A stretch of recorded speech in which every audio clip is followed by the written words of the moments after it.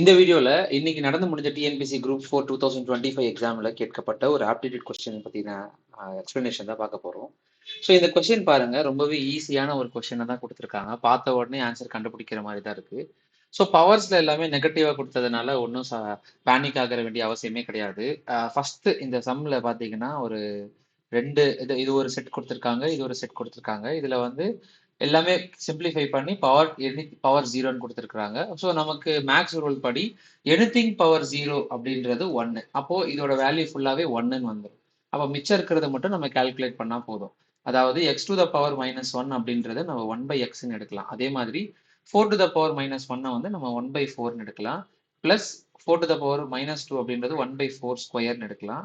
Plus one by four கியூப்னு எடுக்கலாம் to the power ஒன்னு. ஓகேங்களா? இப்போ one into one by four அப்படின்றது ஒன் பை ஃபோர் தான்.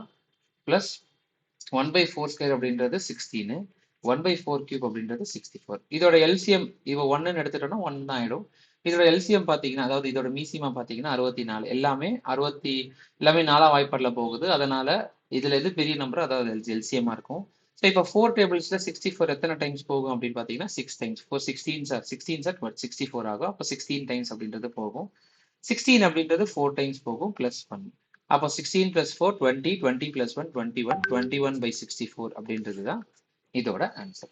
ஸோ பேலன்ஸ் இருக்கிற சம்ஸ் பத்தின வீடியோஸ் தெரிஞ்சுக்கணும்னா நம்ம சேனலை தொடர்ந்து பாருங்க. தேங்க்யூ.